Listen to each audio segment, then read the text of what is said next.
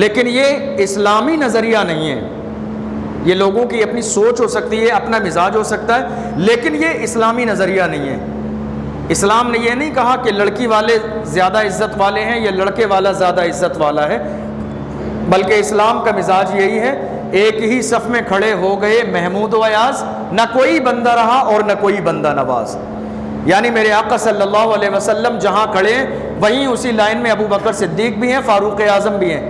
یہ مزاج دیا میرے آقا صلی اللہ علیہ وسلم نے برابری کا، کہ کوئی انسان ذات کی بنیاد پر، کاروبار کی بنیاد پر، خاندان کی بنیاد پر اللہ کی نظر میں افضل نہیں ہے.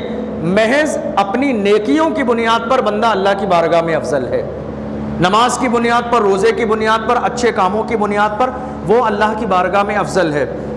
تو ایک ذہن ہے لوگوں کے اندر، الرجال قوامون علی النساء، کہ مرد عورتوں پر حاکم ہیں. یہ سورہ نساء کی بڑی مشہور آیت ہے، ہمیشہ بیان کی جاتی ہے. اور ہمارے نوجوانوں کو یا مردوں کو اگر یہ آیت یاد نہیں بھی ہو تو اس کا ترجمہ تو ان کے ذہن میں رہتا ہی ہے ہمیشہ کہ مرد حاکم ہے. یہ آیت نہیں بھی یاد ہو لیکن پھر بھی اس کا ترجمہ ہمارے دماغ میں رہتا ہے، مرد حاکم ہے. کبھی بھی عورت اور مرد کے درمیان کوئی میٹر آتا ہے تو مرد فوراً سینہ چوڑا کر کے فخر کے ساتھ بیان کرتا ہے مرد حاکم ہے. لیکن قرآن کی اس آیت کا مطلب کیا ہے، حاکم کا مطلب کیا ہے، اس بات کو سمجھنے کی ضرورت ہے. قرآن نے کہا الرجال قوامون علی النساء، مرد عورتوں پر حاکم ہے. حاکم کا مطلب یہ نہیں ہے کہ وہ اپنی انگلیوں پہ نچانا شروع کر دے. حاکم کا مطلب یہ نہیں ہے کہ وہ منمانی کرنا شروع کر دے. حاکم کا مطلب یہ نہیں ہے کہ وہ ظلم کرنا شروع کر دے.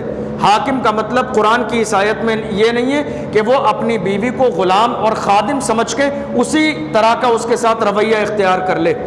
قرآن کی اس آیت میں حاکم کا مطلب یہ ہے کہ جس طرح ایک حاکم کی ذمہ داری ہے اپنی رعایا کے لیے زندگی کے ہر عیش و آرام کا انتظام کرنا، اسی انداز میں فیملی کے اندر مرد حاکم ہے اپنی عورت کے مقابلے میں.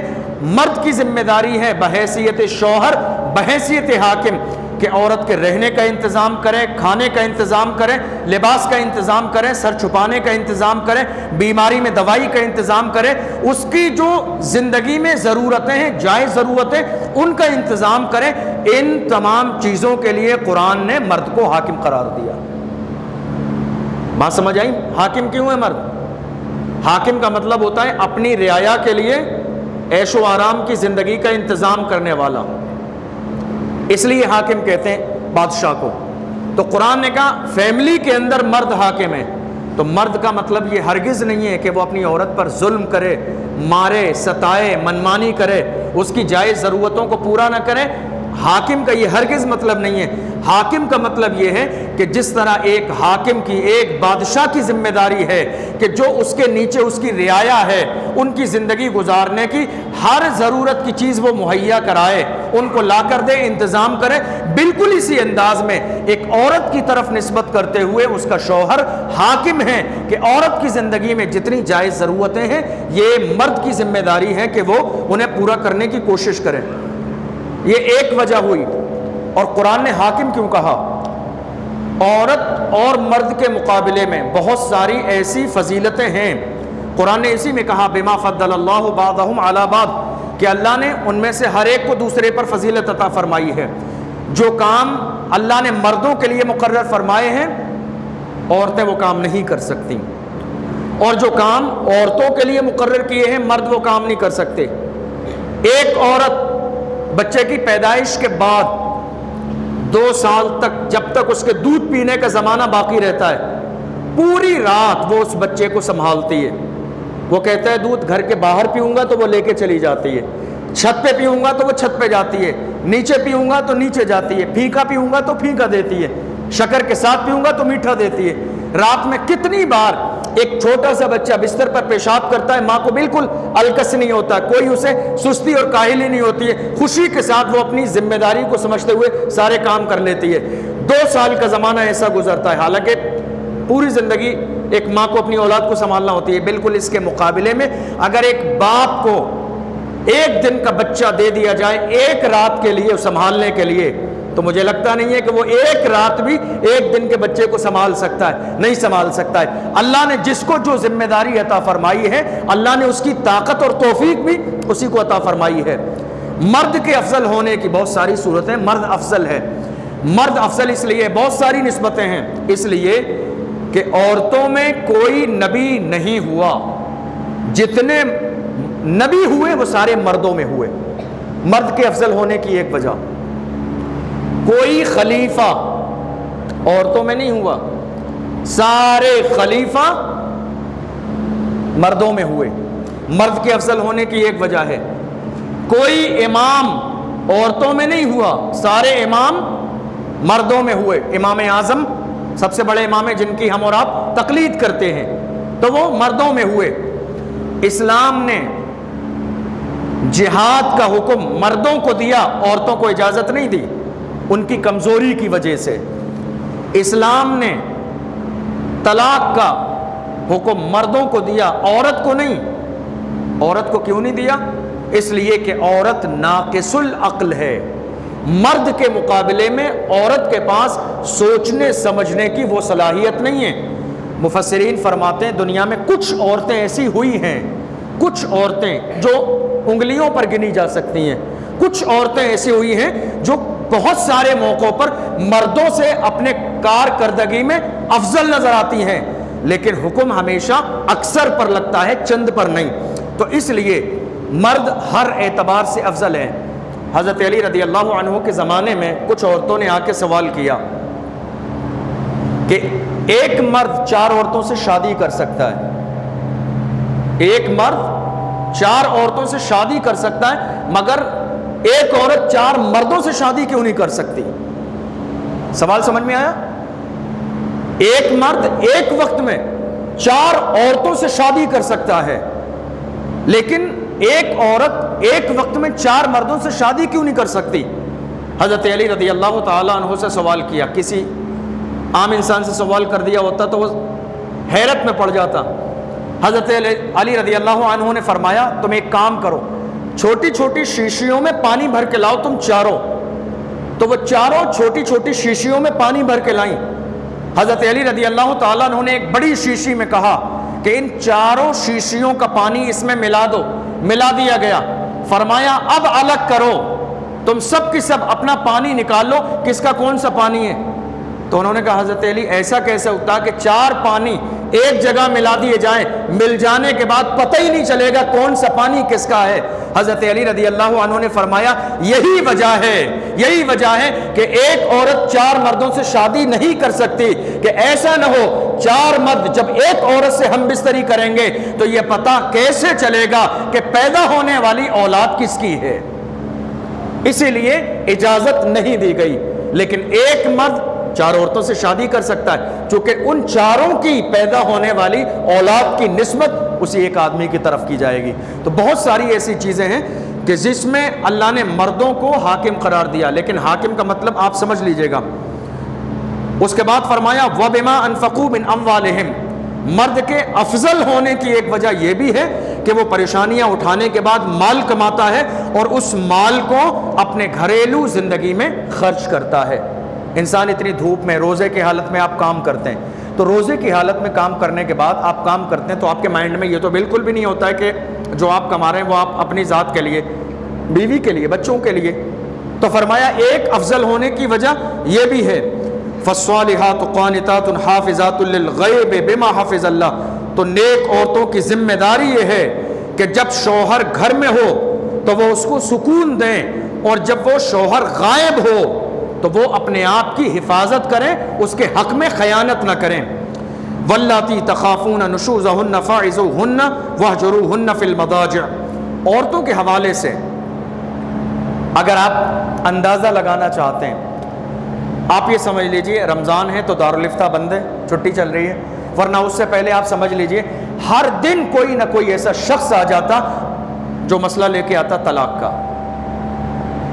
ہر دن کوئی نہ کوئی ایک شخص، کوئی بزرگ، کوئی والد، کوئی بیٹی، ہر دن اس طرح کے مسائل آتے، اور آپ یہ سمجھ لیجئے طلاق ہونے کی کوئی بڑی وجہ نہیں ہے، طلاق ہونے کی کوئی بڑی وجہ نہیں ہے۔ بیوی نے کپڑے نہیں دھوئے طلاق دے دی، کھانے میں نمک کم ہوا یا زیادہ ہو گیا طلاق دے دی، کپڑے استری نہیں کیے طلاق دے دی، ضرورت کی بنیاد پر مارکیٹ میں چلی گئی شاپنگ کرنے کے لیے طلاق دے دی، والد کا فون آیا، شوہر کاروبار میں لگا ہوا ہے، والد کا فون آیا مائکے میں کوئی بیمار ہے، 10-20 کلومیٹر دور مائکہ ہے، بغیر اجازت کے چلی گئی، شوہر نے آ کے شک کی بنیاد پر اسے طلاق دے دی، کسی کا فون آیا بیوی نے اٹھا لیا، اس شک کی بنیاد پر طلاق دے دی۔ آپ یہ جتنے بھی مسلمانوں کے درمیان طلاق کے مسائل ہیں، اگر ان کی تفتیش کریں، تحقیق کریں، تو آپ کو اندازہ لگ جائے گا اس بات کا کہ طلاق کے کوئی بہت بڑے مسائل نہیں ہیں کہ جن کی بنیاد پر طلاق دی جا رہی ہے، بلکہ چھوٹی چھوٹی چیزوں کی بنیاد پر طلاق دے دی جا رہی ہے۔ اس کی وجہ یہ ہے کہ مردوں نے یہ سمجھ لیا ہے کہ صاحب ہم حاکم ہیں، اور حاکم کا مطلب انہوں نے آج تک غلط سمجھا، حاکم کا مطلب یہ نہیں ہے کہ ایک عورت آپ کی غلام ہے، ایک عورت آپ کی خادمہ ہے۔ عورت کا مقام اور عورت کی ذمہ داری ایک مرد کے اوپر کتنی ہے، آپ اسے اندازہ لگائیے۔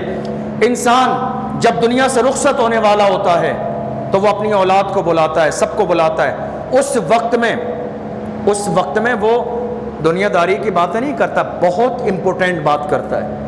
جب اس کی روح نکلنے والی ہوتی ہے، کوئی مرنے کے قریب ہوتا ہے، ملک الموت اس کے قریب ہوتے ہیں، یاسین شریف پڑھی جا رہی ہوتی ہے، کوئی ہاسپٹل میں ہوتا ہے، ڈاکٹر جواب دے دیتے ہیں مرنے والا ہے، دنیا سے جانے والا ہے۔ ایسے وقت میں ایسا نہیں کہ وہ مارکیٹ کی سبزیوں کی بات کر رہا ہے یا چکن بریانی کی بات کر رہا ہے، ایسا بالکل بھی نہیں ہوتا ہے، بلکہ ایک سمجھدار انسان بہت امپورٹنٹ بات کرتا ہے اپنی اولاد کو بلا کر، چاہے وہ زمین کی ہو، وراثت کی ہو، کاروبار کی ہو، زندگی میں ایک ساتھ رہنے کی ہو، بیٹیوں کے حقوق کی ہو، کوئی بھی بات ہو، امپورٹنٹ بات کرتا ہے۔ اب آپ اندازہ لگائیے، ہمارے آقا صلی اللہ علیہ وسلم نے جب اس دنیا سے پردہ فرمایا تو رسول پاک صلی اللہ علیہ وسلم نے صحابہ اکرام کے درمیان آخری جملے میرے رسول کے، آخری جملے میرے نبی کی زبان پر یاد رکھیے گا، اور جہاں بیٹھے اس بات کو بتائیے تاکہ ہر مسلمان کو یہ پتہ چلے کہ میرے نبی کا حکم، میرے نبی کی وصیت قیامت تک کے آنے والے مسلمانوں کے لیے کیا ہے۔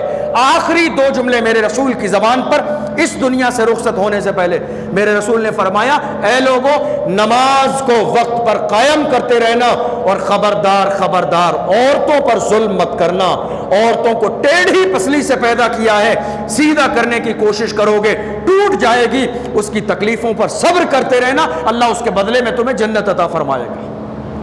2 جملے، 2 نصیحتیں، 2 وصیتیں میرے رسول کی، غور کیجیے آپ۔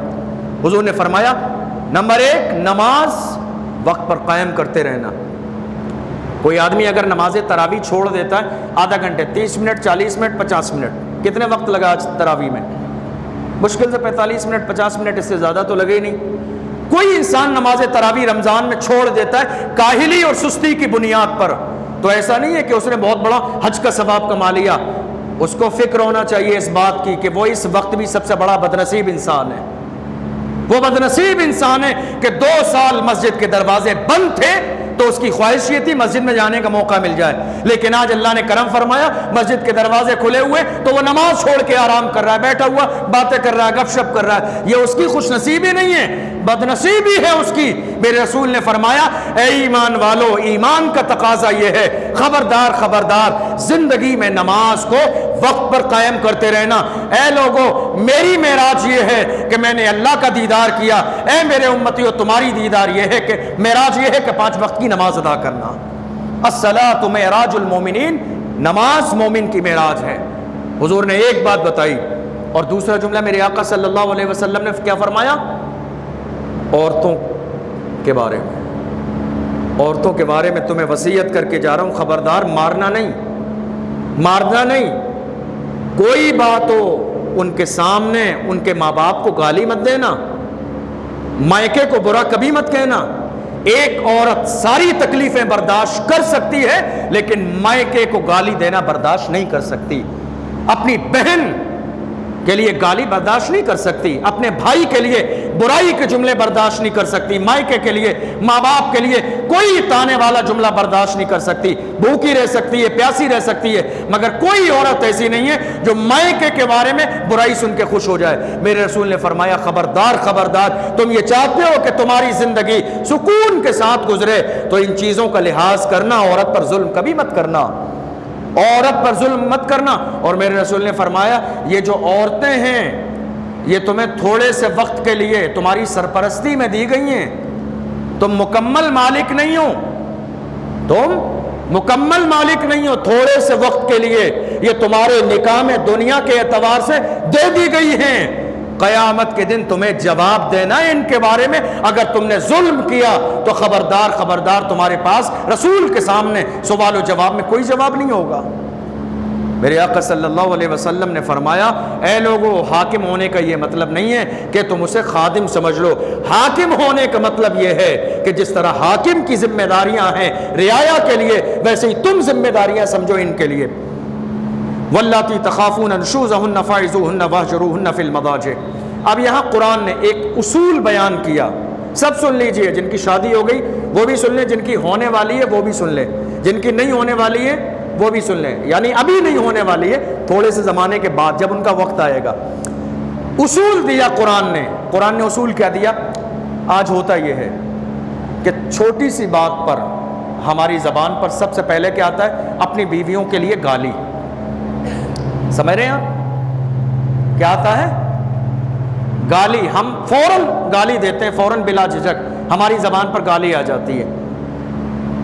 قرآن نے ہمیں ایک انداز دیا کہ ایک شوہر کو گھر میں بیوی کے ساتھ رہنے کا انداز کیا ہے۔ قرآن نے کیا انداز دیا؟ فرمایا واللاتی تخافون نشوزہن فعظوہن۔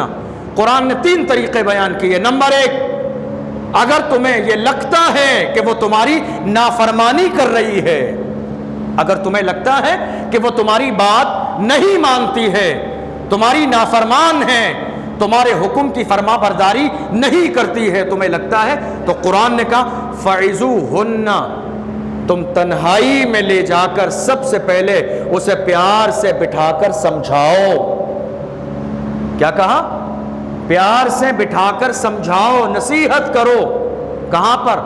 مجمع میں نہیں، اپنے ماں باپ کے سامنے نہیں، اپنے بھائی کے سامنے نہیں، بہن کے سامنے نہیں، چونکہ میرے رسول نے فرمایا جس نے کسی کو پبلک میں نصیحت کی اس نے اسے باغی بنا دیا۔ میرے رسول کا فرمان ہے، ایک ایک جملہ میرے رسول کا چاندی اور سونے کے جو ہے ورقوں پہ لکھنے کے لائق ہے۔ ایک ایک جملہ غور کر لیجئے۔ میرے رسول نے فرمایا ایک چھوٹی سی بات قیامت تک کے مسلمانوں کے لیے، میرے رسول نے فرمایا تم کسی کے اندر برائی دیکھو، تم کسی کے اندر کمی دیکھو، تم کسی کے اندر کوتاہی دیکھو تو خبردار اس کی مجمع کے اندر اصلاح مت کرنا، لوگوں کے درمیان مت سمجھانا، اس لیے کہ شیطان تمہارے ساتھ بھی ہے، شیطان اس کے ساتھ بھی ہے۔ تمہارے ساتھ جو شیطان ہے وہ تمہارا سینہ چوڑا کر دے گا کہ صاحب ہم نے سمجھایا، اس کے ساتھ جو شیطان ہے وہ اس کو باغی بنا دے گا کہ میری انسلٹ کی گئی، میری بے عزتی کی گئی۔ دونوں کے ساتھ شیطان ہے، رشتہ خراب ہو جائے گا، اور جس کو سمجھاؤ گے وہ باغی ہو جائے گا، وہ اس کو اپنی بے عزتی سمجھے گا، تم سے دور ہو جائے گا، وہ اپنی غلطی سے کبھی توبہ نہیں کرے گا۔ اس لیے میرے رسول نے فرمایا ہر ایک کے لیے، امام کے لیے، نائب امام کے لیے، مقتدی کے لیے، باپ کے لیے، بیٹی کے لیے، ہر شخص کے لیے، کہیں کوئی امام مقتدی کو دیکھے، مقتدی امام کی غلطی، کہیں کوئی کسی کی غلطی دیکھے، میرے رسول نے ایک قانون دیا، ایک دستور دیا، میرے رسول نے رولز عطا فرمائے۔ فرمایا نصیحت تنہائی میں، سمجھانا تنہائی میں، اصلاح کرنا اکیلے میں، اور ایسے اکیلے میں، ایسا نہیں 50 آدمی کھڑے ہیں اکیلے کونے میں لے گئے، لوگ دیکھ رہے ہیں نا کوئی تو بات ہے، نہیں، مجمع میں کان میں بات کرنا مناسب نہیں ہے، منع کیا گیا۔ جب 1000 لوگ بیٹھے ہوں، 50 لوگ بیٹھے ہوں، کوئی بات ہے، مجمع میں نہیں، صبر کیجئے تھوڑی دیر، مجمع کے بعد کیجئے۔ اور مجھے خود بھی پسند نہیں ہے کہیں بھی کوئی بھی آدمی ایسے موقع میں میرے کان میں کچھ کہنے آتا ہے، میں سنتا نہیں ہوں، مجھے پسند ہی نہیں ہے، چونکہ یہ حدیث کے خلاف ہے۔ میرے رسول نے فرمایا جب کوئی شخص تمہارے کان میں آ کے بات کہے گا تو 10 آدمی وہاں بیٹھنے والے بدگمان ہو جائیں گے، وہ کشمکش میں ہوں گے، نہ جانے کیا بات ہے۔ میرے رسول نے فرمایا اصلاح کرنی ہے تو تنہائی میں، اور یہی قانون تنہائی والا آپ اپنی بیویوں پر اپلائی کیجئے۔ آپ کو لگتا ہے کھانا صحیح نہیں بنایا، آپ کو لگتا ہے صفائی اچھی نہیں کی، آپ کو لگتا ہے آپ کے کپڑوں پہ استری اچھی نہیں کی، اس کا یہ مطلب نہیں ہے آپ نے ماں کے سامنے ڈانٹنا شروع کر دیا۔ بھری فیملی میں افطار کے دسترخوان پر بیٹھے کوئی چیز میں کمی ہو گئی، گھر والوں کے سامنے اپنے ذلیل کرنا شروع کر دیا۔ قرآن نے فرمایا یہ اصلاح کا انداز نہیں ہے، یہ ظلم ہے، یہ ظلم ہے، یہ ظلم ہے، یہ سراسر ظلم ہے۔ قرآن نے کیا کہا؟ اگر کوئی غلطی ہو، نافرمانی ہو، کوتاہی ہو تمہاری بیوی میں، بیٹی میں، تمہاری ماں میں، کسی بھی طرح سے، تو انداز کیا ہے؟ پہلے گالی نہیں دینا ہے، پہلے مارنا نہیں ہے، گھر سے نکالنا نہیں ہے، مائکے نہیں بھیجنا ہے، طلاق نہیں دینا ہے۔ پہلا قانون قرآن نے کیا دیا؟ فَعِظُوهُنَّ، پہلے انہیں سمجھاؤ، پہلے انہیں نصیحت کرو، پہلے انہیں احساس دلاؤ، محبت سے احساس دلاؤ، ان کی غلطی کا تنہائی میں احساس دلاؤ۔ احساس ہو جائے تو سبحان اللہ، دوسرے آپشن کی ضرورت نہیں ہے۔ اور اگر غلطی کم سے کم 2 بار سے 3 بار وہی غلطی ہوئی اور آپ نے 3 بار سمجھا دیا پھر بھی وہ غلطی نہیں سدھاری گئی، اب یا تو یہ ہے کہ کام جس میں مسٹیک ہوئی وہ آتا نہیں ہے، یا یہ ہے کہ آپ کی اہمیت کم ہے، توجہ نہیں دی گئی۔ تو اگر نہیں آتا ہے تو آپ سکھانے کی کوشش کیجئے، اور اگر توجہ نہیں دی گئی، آپ کو اندازہ ہو گیا کہ میری بات کی اہمیت نہیں ہے، تو قرآن نے دوسرا طریقہ بیان کیا۔ قرآن نے دوسرا طریقہ بیان کیا، وَاهْجُرُوهُنَّ فِي الْمَضَاجِعِ، ان سے بستر الگ کر لو۔ آپ کیا کرو؟ بستر الگ کر لو، ان کے روم میں سونے مت جاؤ، ان کے ساتھ بستر پہ سونے مت جاؤ، بستر الگ کر لو۔ ایک عورت کے لیے سب سے بڑی سزا یہ ہے کہ شوہر توجہ نہ دے، سمجھ رہے ہیں آپ؟ ایک عورت کے لیے سب سے بڑی سزا یہ ہے کہ عورت کو نظر انداز کر دیا جائے، اس سے بڑی سزا نہیں ہے عورت کے لیے کوئی۔ قرآن نے کیا کہا؟ تمہارا یہ جو نظر انداز کرنا ہے یہ ظلم کرنے کی نیت سے نہ ہو بلکہ اس کی غلطی کو سدھارنے کی نیت سے ہو، اور جب غلطی سدھر جائے تو فوراً تم اسے اپناؤ۔ تو قرآن نے پہلا اسلوب کیا دیا؟ پہلا اسلوب یہ ہے تنہائی میں سمجھاؤ، پھر بھی صحیح نہ ہو تو بستر الگ کر لو۔ اگر نہ مانے، اگر غلطی ایسی ہو رہی ہے کہ واقعی نہیں آتا ہے تو وہ کام سمجھائیے 10 بار، لیکن اگر آنے کے باوجود جان بوجھ کر غلطی کی جا رہی ہے نافرمانی کی بنیاد پر، تو آپ بستر الگ کر لو، نظر انداز کر دو۔ یہ اس کے لیے سب سے بڑی سزا ہے، وہ اپنی غلطی کو سدھارے گی۔ یہ بھی نہیں ہو سکتا ہے، اس کے باوجود بھی فرق نہیں پڑا، تو قرآن نے کہا وَضْرِبُوهُنَّ، تو انہیں مارنے کی اجازت ہے۔ تیسرا آپشن ہے قرآن کا، سمجھانے سے بھی کام نہ چلے، بستر الگ کرنے سے بھی کام نہ چلے تو مارنے کی اجازت ہے، لیکن مارنے کا مطلب نہیں ہڈیاں توڑ دو آپ، ساری چوڑیاں توڑ دو، ہاتھ کی کلائی توڑ دو۔ میرے آقا صلی اللہ علیہ وسلم نے فرمایا خبردار خبردار، کسی مرد کو یہ اجازت نہیں ہے کہ وہ عورت کے چہرے پہ تھپڑ مارے۔ عورت کے چہرے پہ تھپڑ مارنے کی میرے رسول نے اجازت نہیں دی، چہرے پہ تھپڑ مارنے کی اجازت نہیں ہے، اس لیے کہ چہرہ یہ سامنے کی چیز ہے، اگر اس میں عیب ہو جائے گا تو یہ ہمیشہ کے لیے دشواری والی بات ہے۔ اور مارنے کی اجازت کتنی دی؟ مفسرین نے اس آیت کی تفسیر فرمایا مارنے کی اجازت ہے مسواک سے۔ مسواک کا مطلب، اس کا مطلب یہ ہے کہ بس نہ مارا جائے۔ فرمایا یا تو روئی کو بنا لو مسواک کی طرح، اس سے مارو، یا پھر مسواک سے، یعنی ایسی مار کہ اس کے جسم پر کہیں اندر کی چوٹ نہ لگے، کہیں اسے تکلیف نہ ہو۔ لیکن صحیح بات تو یہ ہے کہ جو دو چیزیں پہلے بیان کی، اگر ان 2 پر انسان مسلمان عمل کر لے تو تیسری کی انشاءاللہ نوبت ہی نہیں آئے گی۔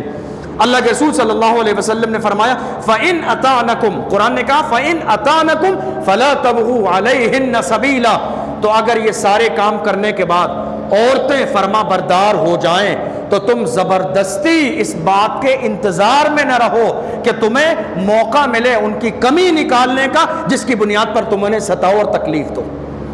اگر وہ اپنی غلطی سدھار لیں تو تم اپنا دل بڑا کر کے انہیں معاف کر دو، نظر انداز کر دو، اس لیے کہ میرے آقا صلی اللہ علیہ وسلم نے فرمایا عورت کو ٹیڑھی پسلی سے پیدا کیا گیا ہے، سیدھا کرنے کی کوشش نہیں کرنا۔ کیا فرمایا؟ سیدھا کرنے کی کوشش نہیں کرنا، ٹوٹ جائے گی۔ تو لوگوں نے کہا یا رسول اللہ ٹوٹ جائے گی اس سے کیا مراد ہے؟ فرمایا ٹوٹنے کا مطلب ہے طلاق ہو جائے گی۔ ٹوٹنے کا مطلب کیا ہے؟ طلاق ہو جائے گی۔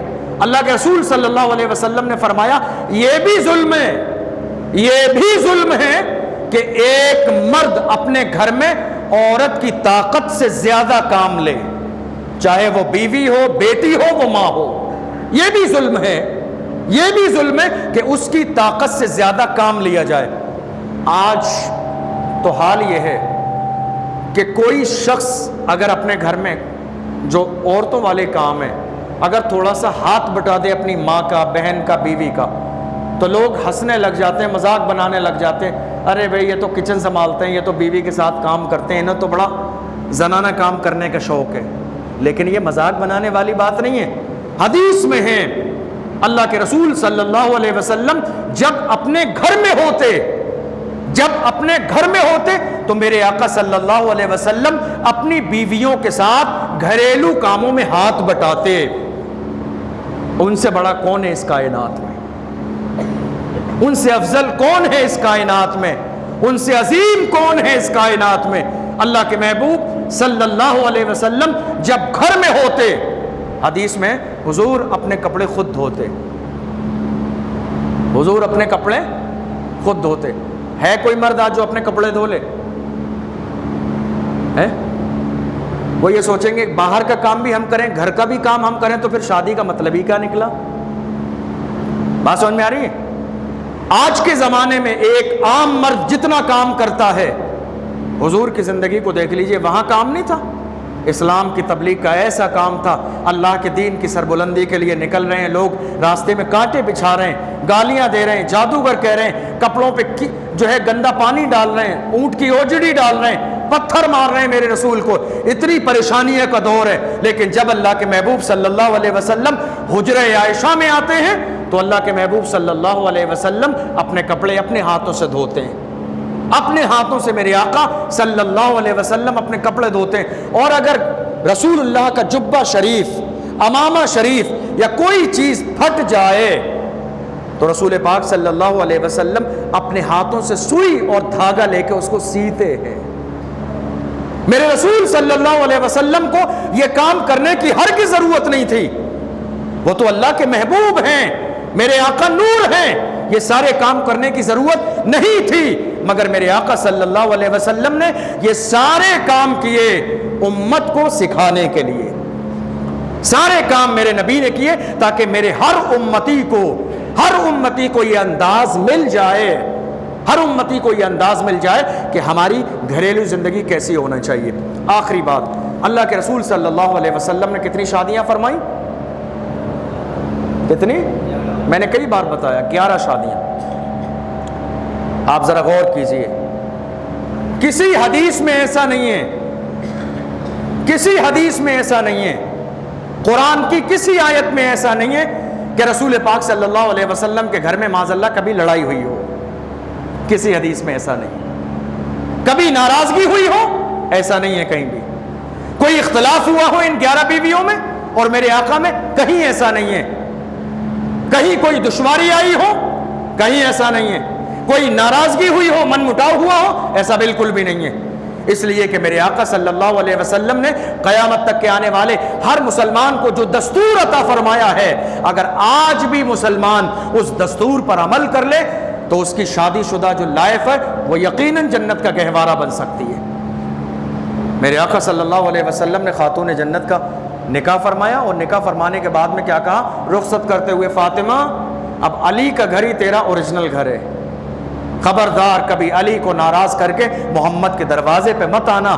علی علی علی علی علی اگر راضی ہے تو نبی راضی ہے، علی اگر راضی ہے تو نبی راضی ہے، علی اگر ناراض ہے تو نبی ناراض ہے۔ فاطمہ اگر علی کو ناراض کر کے آئے گی تو محمد کے دروازے تیرے لیے بند ہیں، اور اگر علی کو راضی کر کے علی سے اجازت لے کے آئے گی تو محمد کے دروازے تیرے لیے کھلے ہوئے ہیں۔ غور کیجئے اس جملے پر، اگر آج بھی ہر